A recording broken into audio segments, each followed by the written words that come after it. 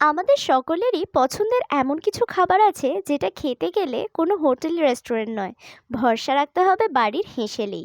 আর আমার কাছে শীতকাল মানেই সেই পছন্দের খাবারগুলো খাওয়ার সুযোগ। গরম গরম কড়াইশুঁটির কচুরি, ছোট আলুর দম আর লাল গাজরের হালুয়া, এই কম্বিনেশনটা একসাথে জাস্ট অমৃত।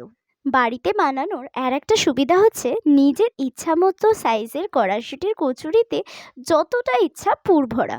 আলুর দমটা কিন্তু পেঁয়াজ রসুন দিয়ে শুকনো শুকনো করে কষিয়ে আমিষ করেই বানানো হয়েছে। কড়াইশুঁটির এই হালকা মিষ্টি পুরটার সাথে ঝাল ঝাল আলুর দমের এই কম্বিনেশনটা যা ভালো লাগে না, কি বলবো।